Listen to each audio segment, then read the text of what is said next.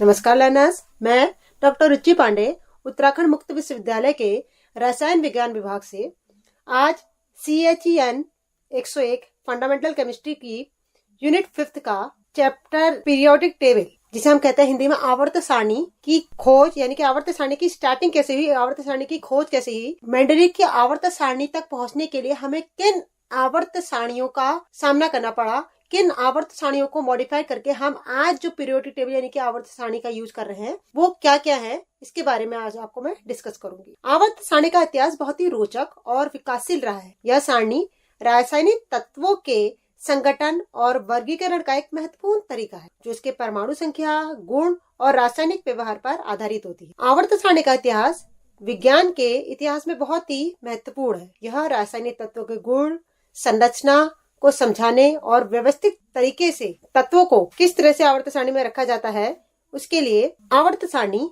की खोज की गई। आइए हम जानते हैं आवर्त सारणी के इतिहास के बारे में, जिसमें पहली प्रारंभिक अवधारणाएं क्या थी। प्राचीन समय में प्राचीन भारतीय और ग्रीक विद्वानों के पदार्थों की मूल अवधारणा को समझाने की कोशिश की गई, लेकिन वे तत्वों को व्यवस्थित और वर्गीकृत तरीके से नहीं समझा पाए। वे तत्वों के बारे में जानते तो थे, लेकिन उनका वर्गीकरण नहीं कर पाए। पहले तत्वों को पृथ्वी, जल, आग और वायु के रूप में वर्गीकृत किया गया। उसके पश्चात तत्वों का ज्ञान की खोज 17वीं और 18वीं सदी में की गई। 17वीं और 18वीं सदी में रासायनिज्ञों ने तत्वों का अध्ययन करना शुरू किया। धीरे धीरे तत्वों को अलग अलग रासायनिक गुणों के आधार पर पहचाने जाने लगा, जैसे कि हाइड्रोजन, ऑक्सीजन, नाइट्रोजन आदि तत्वों की खोज की गई। यानी कि कह सकते हैं कि ऑक्सीजन, नाइट्रोजन की जो खोज है, जो हमारे मेल केमिकल फंडामेंटल एलिमेंट्स हैं, उनकी खोज 17वीं और 18वीं सदी के बीच में हो गई थी। इन्हीं छोटे छोटे तत्व हाइड्रोजन, नाइट्रोजन, ऑक्सीजन, क्लोरीन आदि की पहचान तो की गई, लेकिन तत्वों का वर्गीकरण का प्रयास जो हुआ 19वीं सदी में हुआ। खोज हो गई, लेकिन उनको सही व्यवस्थित ढंग से रखा नहीं गया। व्यवस्थित ढंग से रखने के लिए 19वीं सदी में आवर्त सारणी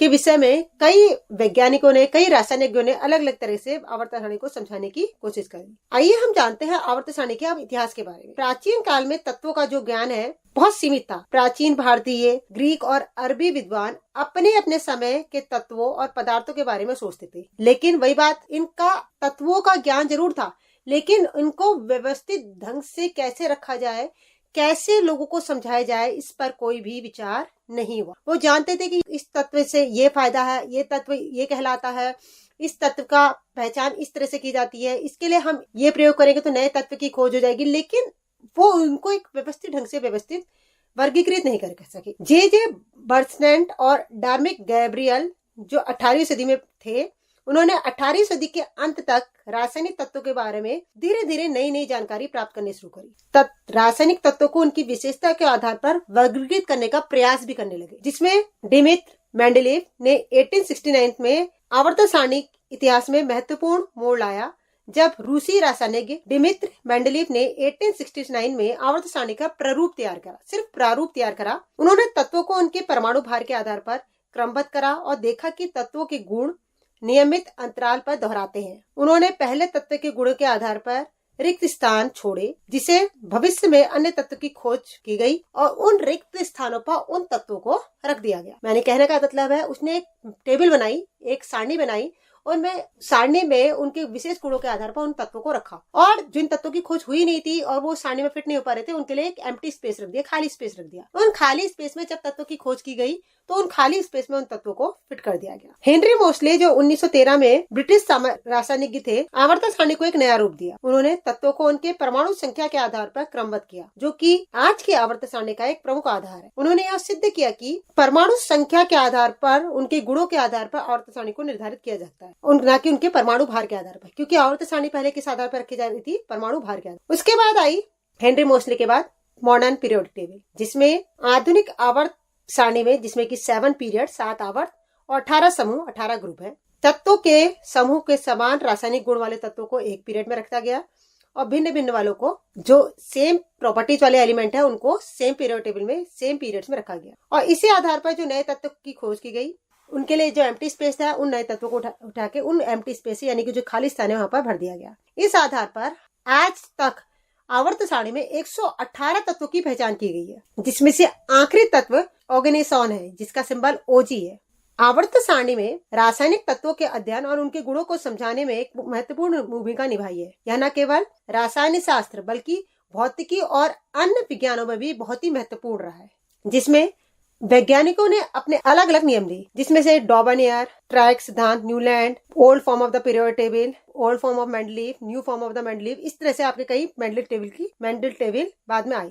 गुणों के आधार पर इतने साइंटिस्टों के अध्ययन के आधार पर बाद में लास्ट में एक new form of the periodic table, Mendeleev periodic table I, जिसके आधार पर आज हम रसायन शास्त्र में यानी कि केमिस्ट्री में हम वर्क करते हैं। कहने का मतलब है इसकी जो शुरुआत हुई वो होने को बहुत ही अर्ली प्रायर पीरियड से 17वीं सदी से हो गई थी।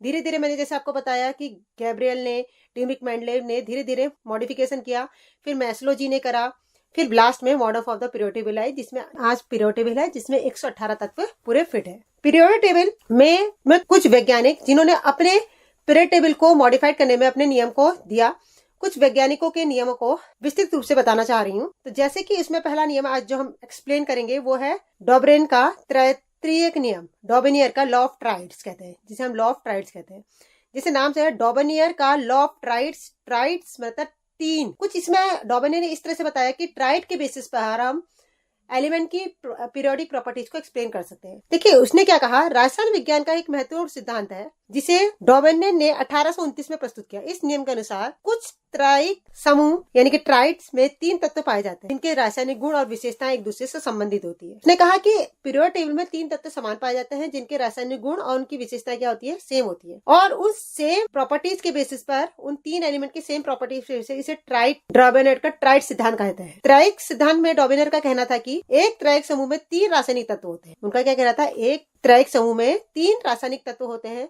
और इसमें से मध्य का तत्व का गुण एटॉमिक वेट पहले और तीसरे तत्व के गुणांक का औसत होता है।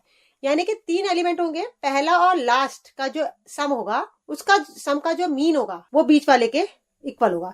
अगर मान लीजिए पहला वाला 10 है, लास्ट वाला 30 है, तो 30 और 10 कितना हो गया आपका 40/2 कितना हो गया 20, यानी कि बीच वाले का जो एटॉमिक वेट होगा कितना होगा 20 होगा। दूसरा उसका ये कहना था त्रायिक के तीनों तत्वों के रासायनिक गुण आपस में मिलते जुलते होते हैं और इनकी रासायनिक क्रिया भी समान होती है। जब एक पीरियड्स में 3 एलिमेंट रखे हैं तो उनके ये प्रॉपर्टी तो हम बता सकते हैं कि उसका मध्य वाले का गुणांक कितना होगा, एटॉमिक वेट कितना होगा, लेकिन साथ साथ ये भी ध्यान रखा उसने कि जो एक पीरियड्स में एलिमेंट है 3, उनकी जो प्रॉपर्टीज होती हैं, उनके रासायनिक गुण होते हैं वो भी क्या होते हैं, समान होते हैं। जैसे कि हम कह सकते हैं, मैं यहाँ पे एक एग्जांपल देना चाहूंगी। जैसे हमें पता है हाइड्रोजन के बाद लिथियम, हाइड्रोजन हो गया हीलियम। हाइड्रोजन तो हाइड्रोजन की पोजीशन तो वैसे भी अनसर्टेन है, एलिमेंट में नहीं आता, hydrogen is the gas, then after is the helium gas, periodic table में next second is the helium gas. Second कौन सी होती है, हीलियम गैस है, हीलियम इनर गैस है। तो हमारा फिर आता लिथियम लिथियम के जस्ट नीचे आता है सोडियम और सोडियम के नीचे क्या आता है, पोटेशियम। तो लिथियम, सोडियम, पोटेशियम तीनों की प्रॉपर्टीज क्या होती है, तीनों के गुण क्या है, आपस में समान है। ठीक है, सोडियम का परमाणु भार जो होता है लिथियम और पोटेशियम के औसत के लगभग बराबर होता है। जैसे लिथियम का क्या है 7 है, पोटेशियम का क्या होता है 39 होता है, तो 7 + 39 हो गया 46। इसका मीन निकाला 46 डिवाइडेड बाय 2 23, तो 23 क्या होगा सोडियम का। तो यही बात उसने बोली थी।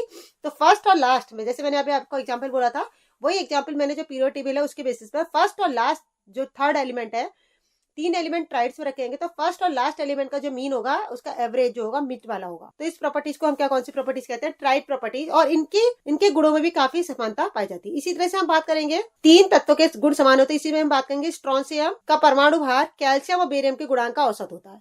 स्ट्रोंशियम का जो होता है परमाणु भार कहता है कैल्शियम और बेरियम के गुणांक का क्या होता है, औसत। डॉबनियर का जो त्रय नियम तत्वों के गुणात्मक वर्गीकरण का एक महत्वपूर्ण कदम था। उस समय का एक बहुत गुणात्मक वर्गीकरण का महत्वपूर्ण कदम था। यानी कि फर्स्ट और लास्ट एलिमेंट के बेसिस पर हम बीच के एलिमेंट के प्रॉपर्टीज और साथ साथ उसके एटॉमिक वेट को फाइंड आउट कर सकते थे। लेकिन यह सिद्धांत कभी कई तत्वों पर लागू नहीं होता था। हर टाइम ये बीच के एलिमेंट पर ये फिट नहीं हो पा रहा था, तथा बाद में आवर्त सारणी के विकास के साथ यह सिद्धांत पुराना होता गया और डिमित्र मेंडलीव के आवर्त सारणी के सिद्धांत में फिर सुधार हुआ। फिर भी डॉबनियर का यह सिद्धांत तत्वों के वर्गीकरण के इतिहास में एक महत्वपूर्ण मील का पत्थर माना जाता है और 19वीं सदी के मध्य में वैज्ञानिक ड्यूमा के तत्वों का वर्गीकरण करने के प्रयास में ड्यूमा की समजातीय श्रृंखला नामक उन्होंने अपने विचार प्रस्तावित किया कि कुछ तत्वों के परमाणु भारों को कार्बन यौगिक की समजातीय श्रृंखला में रखा जा सकता है। जैसे कि हम ले सकते हैं नाइट्रोजन परिवार के तत्व को निम्न तरह से व्यवस्थित किया जा सकता है। जैसे नाइट्रोजन फैमिली में होता है nitrogen, phosphorus, arsenic, antimony, bismuth. तो नाइट्रोजन 14 और 17, नाइट्रोजन 14 कितने एलिमेंट हो 14, तो 14 के बाद कितना आएगा एलिमेंट, कितना आएगा 31। 31 के बाद क्या आएगा, 31 कैसा आया 14 प्लस 17, ए प्लस बी, फिर आ गया ए प्लस बी प्लस सी यानी कि 75, 14 17 प्लस 44, आर्सेनिक का कितना हो गया 44, फिर 14 17 2 इंटू 44 एंटीमनी का डबल, यानी कि कौन सा फॉर्मूला अप्लाइड करा उसने, ए प्लस बी, ए प्लस बी प्लस सी, ए प्लस बी प्लस 3C, ए प्लस बी प्लस 4C। इस नियम को कई केमिकल्स, कई मेटल्स में अप्लाई नहीं हो पाया, इसलिए ये क्लासिफिकेशन उस समय के लायक तो ठीक था, लेकिन धीरे धीरे नई मॉडिफिकेशन होते रहे और उसी समय इस क्षेत्र में एक नया कदम उठाया अंग्रेजी रासायनिज्ञ न्यूलैंड्स आए। उन्होंने तत्वों के रासायनिक गुणों को उनके परमाणु भार के साथ सह संबंधित करने का प्रयास करा और इस नियम को प्रस्तावित किया, जो बाद में न्यूलैंड का अष्टक नियम के नाम से जाने लगा। यानी कि पीरियोडिक टेबल की जो स्टार्टिंग थी होने को तो 17वीं सदी से हो गई थी, लेकिन इतना ज्यादा मॉडिफिकेशन के बाद पहली मेंडलीफ जो पीरियोडिक वाले, उसमें सबसे पहला जो कदम था वो डेमित्री का डॉबेनियर का पहला जो नियम था, डॉबेनियर का ट्राइड नियम था, और दूसरा जो आया वो क्या है, न्यूलैंड का अष्टक नियम आया। न्यूलैंड का अष्टक नियम के पश्चात हम न्यूलैंड ने जो नियम बताया वो परमाणु भार के आधार पर बताया, जबकि आपको पता है जो new form of the periodic table है वो एटॉमिक नंबर के बेसिस पर है। एटॉमिक वेट के बेसिस पर हम किसी भी एलिमेंट को डिफाइन नहीं कर पाते, तो एटॉमिक नंबर के बेसिस पर जो नई पीरियोडिक टेबल है वो आज हम केमिस्ट्री में यूज करते हैं। हमारे रसायन शास्त्र में new form of the periodic table जो है मेंडलीफ के नाम से है।